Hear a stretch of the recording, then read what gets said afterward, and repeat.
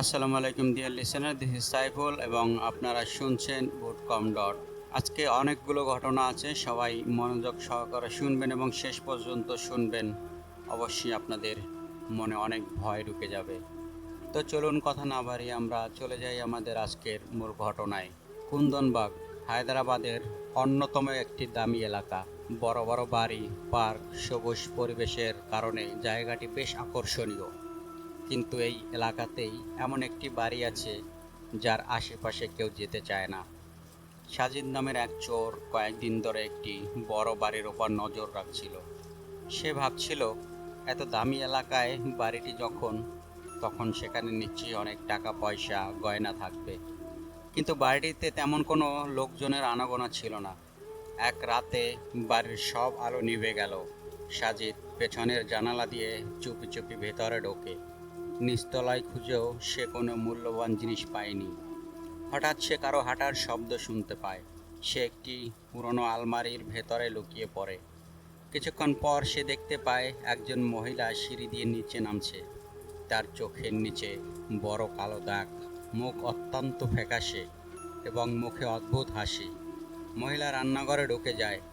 সাজিদ আলমারি থেকে বের হয়ে ওপরে যেতে শুরু করে। ঠিক তখনই রান্নাঘর থেকে মহিলার চিৎকার শোনা যায়। সাজিদ সেখানে গিয়ে দেখে মহিলা এক কোণে বসে কাঁদছে এবং হাতে একটি ছুরি নিয়ে মেঝেতে কিছু আঁচড় কাটছে। সাজিদ ভয় পেয়ে দ্রুত বাড়ি থেকে বের হওয়ার কথা ভাবতে থাকে, কিন্তু সিঁড়ির ওপরে গিয়ে সে আরেকজন মহিলাকে দেখতে পায়। আশ্চর্যজনকভাবে সেই মহিলার চেহারা তার নিজের মায়ের মতো লাগছিল। সাজিদ ছুরি দেখিয়ে ভয় দেখানোর চেষ্টা করলেও মহিলার কোনো ভয় নাই, বরং সে হাসতে থাকে এবং তার চোখ সম্পূর্ণ কালো হয়ে যায়। মহিলাটি একটি বেডরুমে ঢুকে যায়। দরজা খোলার সঙ্গে সঙ্গে দুর্গন্ধ আসে। ভেতরে তাকিয়ে সে দেখে বিছানার উপর 3টি মৃতদেহ পড়ে আছে। সবচেয়ে ভয়ঙ্কর ব্যাপার হলো, কিছুক্ষণ আগেই সে যে 2 মহিলাকে জীবিত অবস্থায় দেখেছিল তাদেরই মৃতদেহ সেখানে পড়ে আছে। মৃতদেহগুলো দেখে মনে হচ্ছিল প্রায় অনেক মাস আগে তাদের মৃত্যু হয়েছে। সাজিদ আতঙ্কে বাড়ি থেকে পালিয়ে সরাসরি পুলিশের কাছে যায় এবং সব ঘটনা জানায়। পুলিশ তাকে নিয়ে বাড়িতে গিয়ে সত্যিই 3টি মৃতদেহ উদ্ধার করে। প্রথমে পুলিশ মনে করে সাজিদই হয়তো তাদের হত্যা করেছে এবং নিজেকে বাঁচানোর জন্য এই গল্প বানিয়েছে। কিন্তু ফরেনসিক রিপোর্ট আসার পর পুলিশ অবাক হয়ে যায়। রিপোর্ট অনুযায়ী ওই 3জনের মৃত্যু প্রায় 6 মাস আগে হয়েছিল। তারা বিষ খেয়ে আত্মহত্যা করেছিল বলে রিপোর্টে উল্লেখ করা হয়। বাড়ি থেকে তন্ত্রমন্ত্রের বিভিন্ন জিনিসও পাওয়া যায়। একটি ঘরের ছাদে রক্ত দিয়ে আঁকা অদ্ভুত নকশাও ছিল। সবচেয়ে রহস্যজনক বিষয় ছিল, প্রতিবেশীরা দাবি করেছিল তারা ওই 3 মহিলাকে মৃত্যুর পরও নিয়মিত বাড়ির বারান্দায় দেখতে পেতেন। এমনকি বাড়ির আলো জ্বলা নিভাও তারা দেখেছেন। ওই বাড়িতে একজন বৃদ্ধা মা এবং তার 2 মেয়ে থাকতেন। বাড়ির মালিক বিশ্বনাথ মারা যাওয়ার পর থেকেই বাড়িটিতে অদ্ভুত ঘটনা ঘটতে শুরু করেছিল বলে জানা যায়। 2002 সালের এই ঘটনার পর কুন্দনবাগের ওই বাড়িটি মানুষের কাছে একটা ভুতুড়ে বাড়ি নামে পরিচিত হয়ে যায়। ডিয়ার লিসেনার, এবার আমরা চলে যাব আমাদের দ্বিতীয় ঘটনায়। তবে এই ঘটনাটি নিউ ইয়র্কের। এই একটি বাড়ি। এই বাড়িটি বহু বছর ধরে প্যারানর্মাল ঘটনার জন্য পরিচিত। বাড়িটিকে ঘিরে বাড়িটিকে ঘিরে বিভিন্ন সিনেমাও তৈরি হয়েছে। তা সে অনুযায়ী 1985 সালে লরি ও জেমস উইলসন তাদের 2 সন্তান ক্যাথি ও স্টুয়ার্টকে নিয়ে ওই বাড়িতে বসবাস করতে থাকে। বাড়িটি খুব কম দামে পাওয়া যাচ্ছিল, তাই ভয়ঙ্কর গল্পগুলো জানার পরও তারা বাড়িটি কিনে নেয়। কিছুদিন পর স্টুয়ার্ট অসুস্থ হতে শুরু করে। কখনো জ্বর, কখনো প্রচণ্ড মাথা ব্যথা হতো। অন্যদিকে ক্যাথি নিজের ঘরে অদ্ভুত কারো উপস্থিতি অনুভব করত। হিটার চালু থাকা সত্ত্বেও তার ঘর অস্বাভাবিক ঠান্ডা হয়ে যেত। এক রাতে লরি দেখতে পায় তার স্বামী জেমস অদ্ভুতভাবে হাসতে হাসতে বেসমেন্টে যাচ্ছে। সেখানে গিয়ে সে দেখে জেমস মেঝেতে খুঁড়ছে। লরি তাকে থামানোর চেষ্টা করলে তার গলায় থাকা ক্রোচের লকেট খুলে জেমসের উপর পড়ে। ক্রোসটি জেমসকে স্পর্শ করার সঙ্গে সঙ্গে বেসমেন্টের জিনিসপত্র কাঁপতে শুরু করে এবং একটি ভয়ঙ্কর চিৎকার শোনা যায়। জেমস কিছুক্ষণের মধ্যেই অজ্ঞান হয়ে যায়। পরের রাতে লরি বেসমেন্টে গিয়ে মাটি খুঁড়ে একটি বড় বাক্স খুঁজে পায়। বাক্সটিতে লাল রঙের তালা লাগানো ছিল। এদিকে ক্যাথির ঘরে অদ্ভুত ঘটনা ঘটতে থাকে। তার বিছানা নিজে থেকেই নড়তে থাকে, আলমারির দরজা খুলে যায় এবং জিনিসপত্র পড়ে যেতে থাকে। এরপর সে আলমারির ভেতরে একটি অদ্ভুত দরজা দেখতে পায়। দরজার ওপরে ছিল একটি ঘর। সেখানে কয়েকজন অদ্ভুত মানুষকে শিকল দিয়ে বাঁধা অবস্থায় দেখা যায়। তারা অত্যন্ত ভীত ছিল এবং মনে হচ্ছিল যেন বহু বছর ধরে সেখানে বন্দী। ক্যাথি আরও ভেতরে গিয়ে দেখতে পায় তার বাবা জেমস তার ছোট্ট ভাই স্টুয়ার্টকে শিকল দিয়ে বেঁধে রেখেছে। অন্যদিকে লরি বাক্সটির তালা ভেঙে ফেলে। বাক্সটি খোলার সঙ্গে সঙ্গে পুরো বাড়ির আলো নিভে যায় এবং জেমস অস্বাভাবিক আচরণ করতে শুরু করে। বাক্সের ভেতরে লরি একটি পুরনো রাইফেল, গুলি, কিছু যন্ত্রপাতি এবং কয়েকটি ছবি পায়। ছবিতে একজন পুরোহিতকে শিকলে বাঁধা লোকদের গুলি করতে দেখা যায়। ছবির পেছনে লেখা ছিল, ওই পুরোহিত প্রোটেস্ট্যান্ট আমেরিকানদের ঘৃণা করত এবং তাদের বাড়িতে এনে বন্দি করে হত্যা করত। অর্থাৎ ক্যাথি যে শিকলবন্দি মানুষগুলোকে দেখেছিল তারা আসলে মৃত মানুষের আত্মা ছিল। শেষে জেমস লরি ও তার সন্তানদের আক্রমণ করতে এলে লরি রাইফেল দিয়ে তাকে গুলি করে হত্যা করে। এরপর সে সন্তানদের নিয়ে বাড়ি থেকে বের হয়ে পুলিশের কাছে যায়। জেমস সম্প্রতি একটি কনস্ট্রাকশন প্রজেক্ট পেয়েছিল। প্রজেক্টটি খুব বড় ছিল না, কিন্তু কাজটি সম্পন্ন করার জন্য তাকে স্বাভাবিকের তুলনায় অনেক বেশি টাকা দেওয়া হচ্ছিল। কাজটি ছিল একটি পুরনো ধ্বংসপ্রায় বাড়ি ভেঙে ফেলার। জেমস জায়গাটি পরিদর্শন করতে তার সঙ্গে একজন মেডোলিশন বিশেষজ্ঞ নিয়ে যায়। লোকটির নাম ছিল রামানন্দ। সে ওই এলাকারই বাসিন্দা ছিল। জেমস গাড়ি নিয়ে বাড়িটির সামনে পৌঁছাতেই রামানন্দের চোখ বড় হয়ে যায়। বাড়িটির দিকে তাকিয়ে সে ঘাবড়ে যেতে শুরু করে এবং তার শরীর ঘামে ভিজে যায়। জেমস তাকে পানি খাওয়ায় এবং জিজ্ঞেস করে হঠাৎ তার কি হয়েছে। রামানন্দ বলে, স্যার, ওই বাড়িটাকে টেরাবেরা হাউস বলা হয়। এটা কোনো সাধারণ জায়গা নয়, এই বাড়িটি ভুতুড়ে। রামানন্দের কথা শুনে গাড়ির ভেতর কয়েক মুহূর্ত নীরবতা নেমে আসে, কিন্তু জেমস জোরে হেসে ওঠে। সে বলে, হ্যাঁ হ্যাঁ, প্রত্যেক পুরনো ধ্বংসপ্রায় বাড়িতেই তো একটা না একটা ভূত থাকে। এ কথা বলে জেমস গাড়ি থেকে নেমে একাই বাড়িটির দিকে এগিয়ে যায়। রামানন্দ গাড়ি থেকে নামতেই চায় না। সে বারবার জেমসকে চিৎকার করে বলে, স্যার যাবেন না, স্যার ভেতরে যাবেন না। জেমস বুঝতে পারে রামানন্দ কোনোভাবেই বাড়ির ভেতরে যাবে না। তাই সে একাই বাড়িটি পরিদর্শন করার সিদ্ধান্ত নেয়। বাড়িটি অনেক বড় হলেও একেবারে জীর্ণ অবস্থায় ছিল। বাইরে একটি মরিচা ধরা পুরনো গাড়িও পড়েছিল।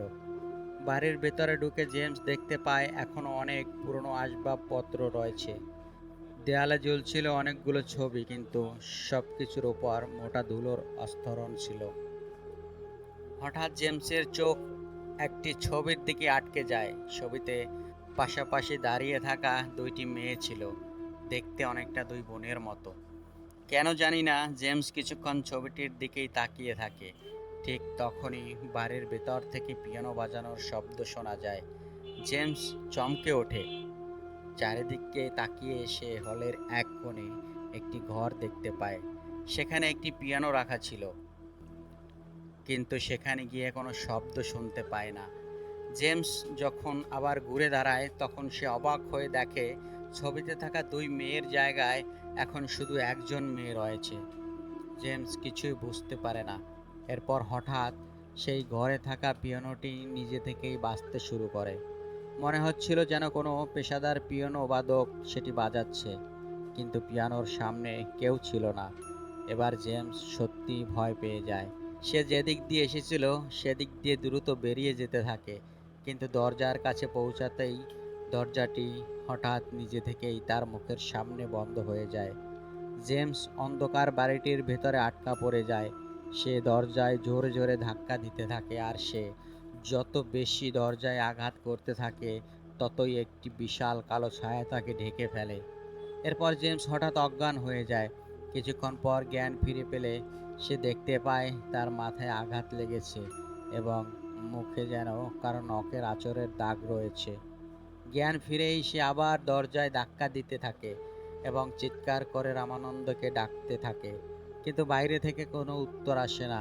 জেমস বুঝতে পারে তাকে নিজেকেই বের হওয়ার উপায় খুঁজতে হবে। সে চিন্তা করে ওপরের তলায় কোনো ঘরের জানালা দিয়ে লাফিয়ে বের হয়ে যাবে। ভয় লাগলেও তার আর কোনো পথ ছিল না, তাই সাহস করে সে সিঁড়ির দিকে এগিয়ে যায়। কিন্তু প্রথম সিঁড়িতে পা রাখতেই তার পেছন দিয়ে আবার একটি কালো ছায়া চলে যায়। জেমস তখন সঙ্গে সঙ্গে পেছনে ফিরে তাকায়, কিন্তু সেখানে কেউ নেই। সে ধীরে ধীরে সিঁড়ি দিয়ে উপরে উঠতে থাকে। তখন তার কানে একটি মহিলার কান্নার শব্দ আসতে থাকে। জেমস কোনো দিকে না তাকিয়ে শুধু সিঁড়ি বেয়ে ওপরে উঠতে থাকে। ওপরে গিয়ে সে একটি ঘরে জানালা দেখতে পায়।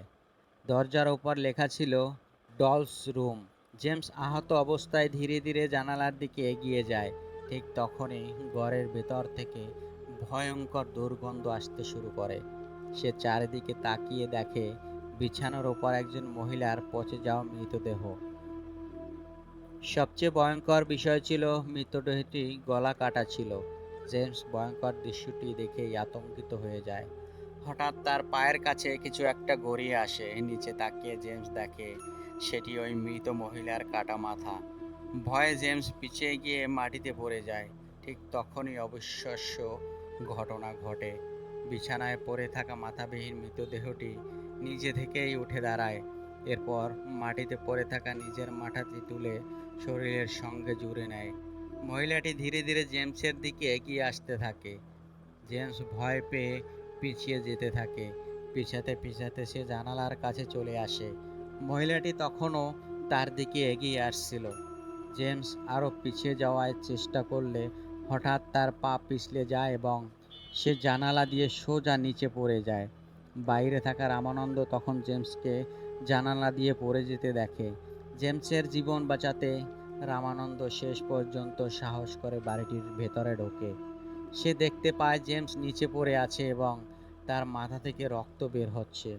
কিন্তু রামানন্দ যখন ওপরের জানালার দিকে তাকায়, তখন সেখানে সে একই মহিলা হাসছে।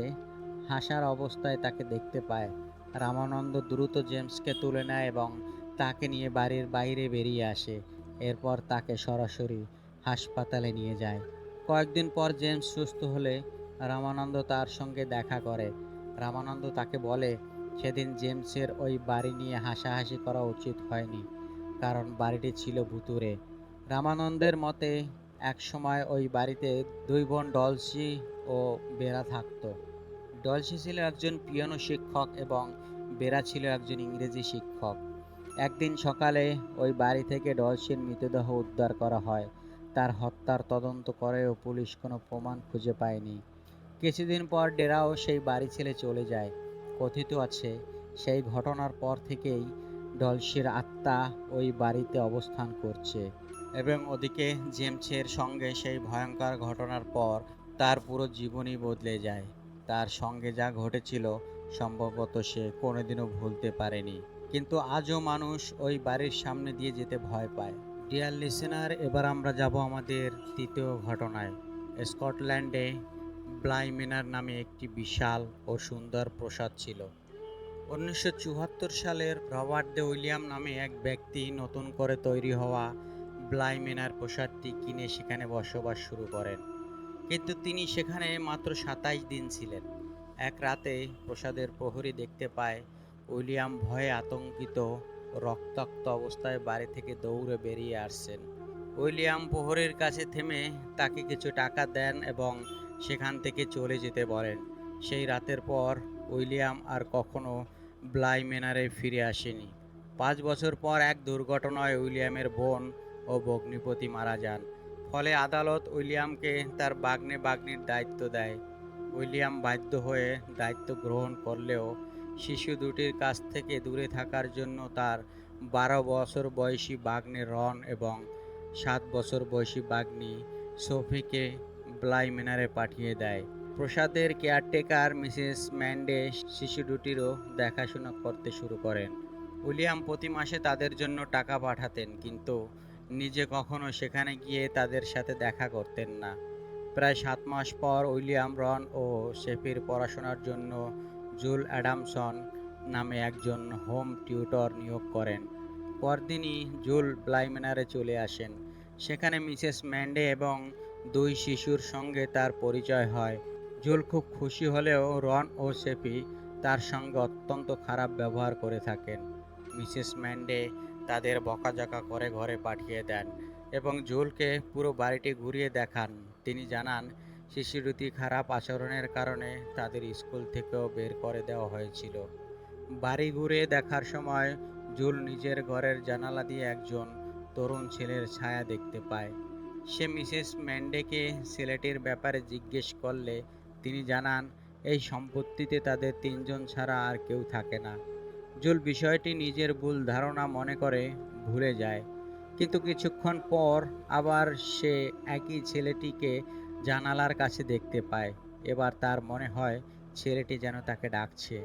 জুল বাইরে গিয়ে পুরো উঠান খুঁজে দেখে, কিন্তু সেখানে কাউকে দেখতে পায় না। সে নিজের ঘরে ফিরে আসে। ঘরে ঢুকেই সে দেখতে পায় একজন তরুণী তার বিছানায় বসে আছে। জুল অবাক হয়ে মেয়েটিকে ডাকলেও সে কোনো উত্তর দেয় না। জুল কাছে গিয়ে তার কাঁধে হাত রাখে। মেয়েটিকে স্পর্শ করার সঙ্গে সঙ্গে জুল প্রচণ্ড এক ধাক্কা খেয়ে মাটিতে পড়ে যায়। তখন মেয়েটি বিছানা থেকে উঠে দাঁড়ায়। তার শরীরের চামড়া ধীরে ধীরে গলে যেতে থাকে এবং চোখ দিয়ে রক্ত বের হতে থাকে। মনে হচ্ছিল কোনো অদৃশ্য শক্তি যেন তার শরীরকে ভেতর থেকে খেয়ে ফেলছে। এই ভয়ঙ্কর দৃশ্য দেখে জুল চিৎকার করতে শুরু করে। তখন মিসেস ম্যান্ডে, রন ও সোফি তার ঘরে এসে জিজ্ঞেস করে কি হয়েছে। জুল তাদের কিছু বলে না। সে ভাবে হয়তো অনেক ভ্রমণ করার কারণে সে ক্লান্ত এবং এসব তার মনের ভুল। রাতের খাবারের সময় জুল লক্ষ্য করে সোফি যেন কাউকে দেখে হাসছে। জুল তাকে জিজ্ঞেস করলে সোফি আবারও খারাপ ব্যবহার করে। মিসেস ম্যান্ডে তাকে বকতে যাচ্ছিলেন, কিন্তু জুল তাকে থামিয়ে সোফির সঙ্গে ভালোভাবে কথা বলে। জুল তাকে একটি আইসক্রিম দেয়। সোফিও তাকে ধন্যবাদ জানায়। সেই রাতে ঘুমানোর সময় জুলের মনে হয় কেউ যেন তার জানালায় টোকা দিচ্ছে। সে উঠে জানালার দিকে তাকায়, কিন্তু সেখানে কাউকে দেখতে পায় না। কিছুক্ষণ পর আবার শুয়ে পড়ার পর হঠাৎ কাঁচ ভাঙার শব্দ হয়। জুল আতঙ্কিত হয়ে উঠে দেখে কেউ পাথর ছুঁড়ে তার জানালার কাঁচ ভেঙে দিয়েছে। বাইরে গিয়ে দেখে রন হাতে অনেকগুলো পাথর নিয়ে দাঁড়িয়ে আছে। সে এক দৃষ্টিতে কোথাও তাকিয়েছিল। জুল তাকে বারবার ডাকলেও রন কোনো উত্তর দেয়নি। হঠাৎ সে সব পাথর ফেলে বাড়ির ভেতরে দৌড়ে চলে যায়। জুলও তার পেছনে বাড়িতে ঢুকে যায়, কিন্তু দরজার কাছে পৌঁছাতেই কোনো অদৃশ্য শক্তি তাকে বাতাসে ছুঁড়ে ফেলে দেয় এবং দরজাটি নিজে থেকেই বন্ধ হয়ে যায়। দরজার ওপারে একটি জানালা দিয়ে জুল আবার সেই একই ভয়ঙ্কর মেয়েটিকে দেখতে পায়। মেয়েটি এমনভাবে জুলের দিকে তাকিয়েছিল যেন সে তাকে হত্যা করতে চায়। ভয়ে জুল সেখানেই অজ্ঞান হয়ে যায়, কিন্তু সকালে ঘুম থেকে উঠে সে দেখতে পায় সে নিজেই ঘরের বিছানায় শুয়ে আছে। জুল অত্যন্ত অবাক হয়ে যায়, কারণ তার মনে ছিল আগের রাতে সে উঠানে অজ্ঞান হয়ে পড়েছিল। সকালে মিসেস ম্যান্ডে জুলের জন্য চা নিয়ে আসে। জুল তাকে জিজ্ঞেস করে সে কিভাবে আবার নিজের ঘরে ফিরে এলো।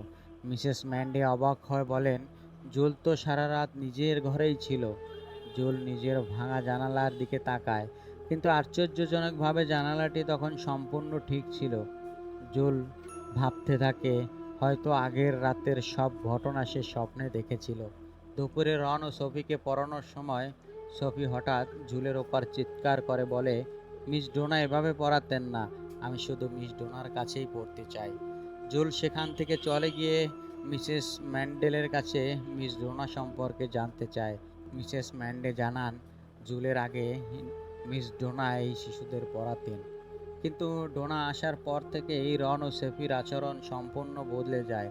তারা এতটাই খারাপ ব্যবহার করে যে শেষ পর্যন্ত তাদের স্কুল থেকে বের করে দেওয়া হয়। এর কিছুদিন পর মিস ডোনার মৃত্যু হয়। জুল আরও কিছু জানতে চাইলে মিসেস ম্যান্ডে কোনো একটা কাজের অজুহাত দেখিয়ে সেখান থেকে চলে যায়।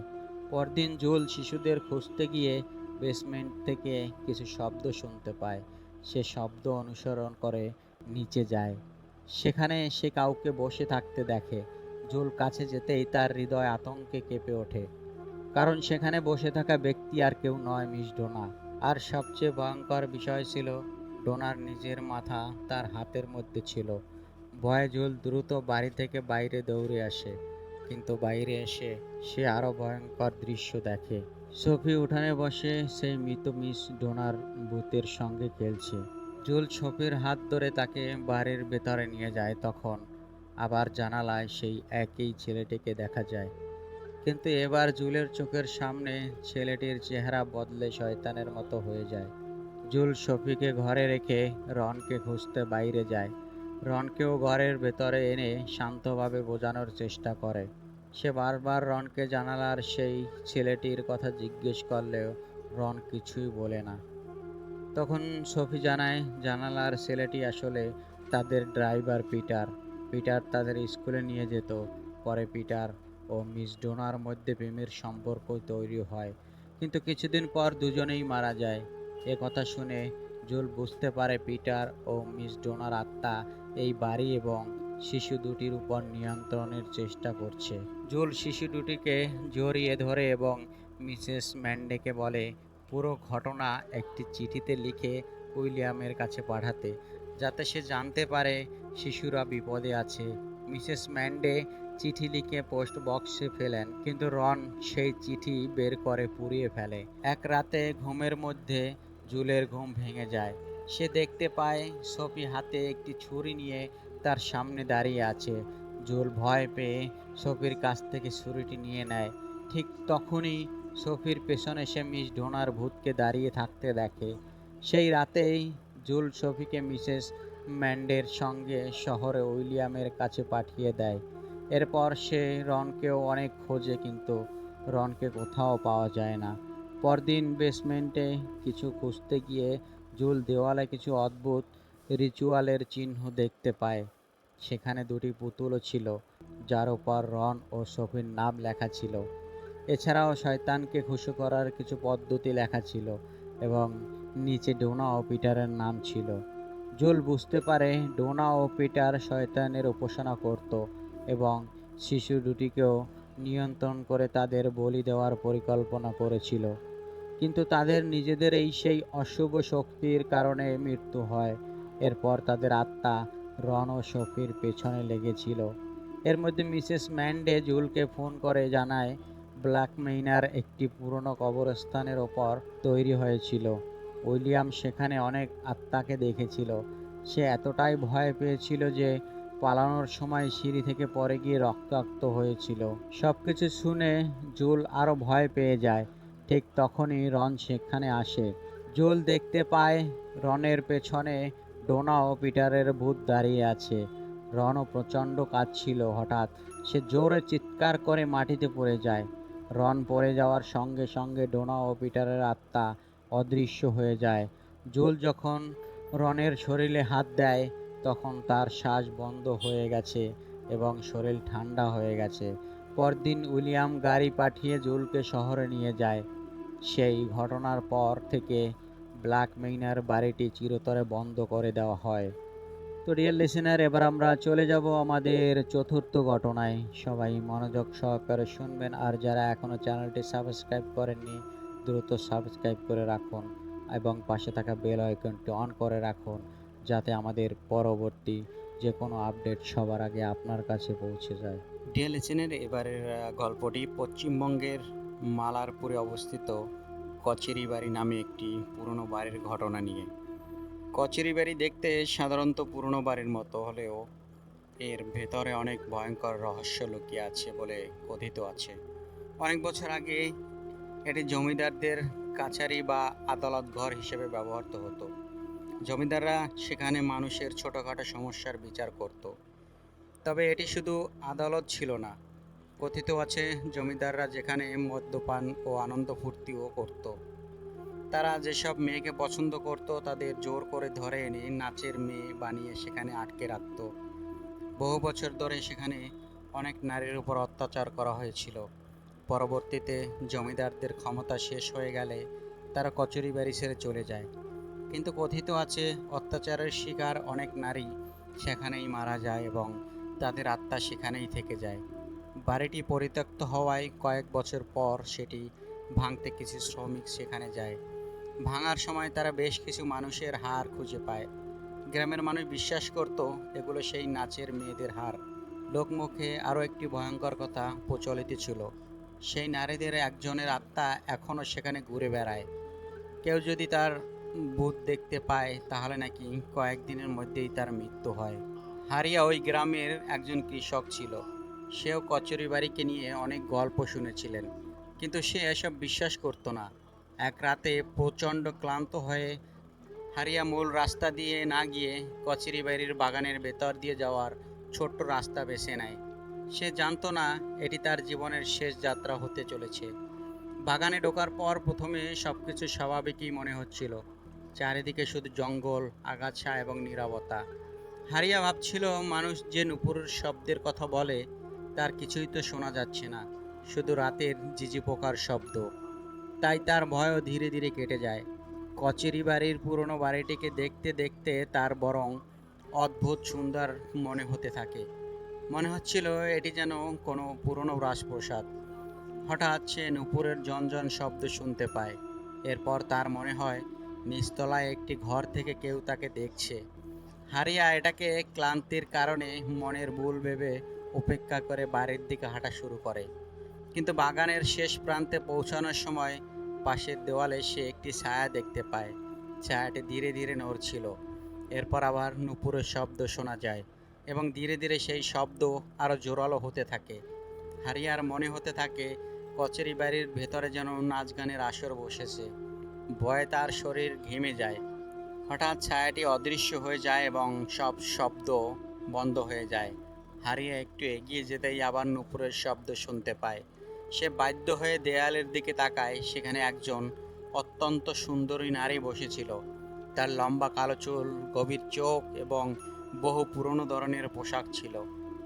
সে দেওয়ালের ওপর বসে পা দোলাচ্ছিল এবং একটি বিষণ্ণ গান গুনগুন করছিল। হঠাৎ নারীটি গান থামিয়ে হারিয়ার দিকে তাকিয়ে হাসতে শুরু করে। সেই হাসি দেখে হারিয়ার মনে হয় এই নারী তার জীবন ধ্বংস করে দেবে। কিছুক্ষণের মধ্যেই নারীটি অদৃশ্য হয়ে যায়। হারিয়া পালাতে ঘুরতেই দেখতে পায় সেই নারী তার ঠিক সামনে দাঁড়িয়ে আছে।